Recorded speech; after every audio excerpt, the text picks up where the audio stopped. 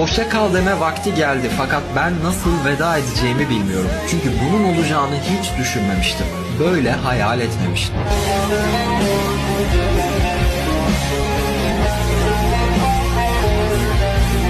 Hoşça kal deme vakti geldi fakat ben nasıl veda edeceğimi bilmiyorum. Çünkü bunun olacağını hiç düşünmemiştim.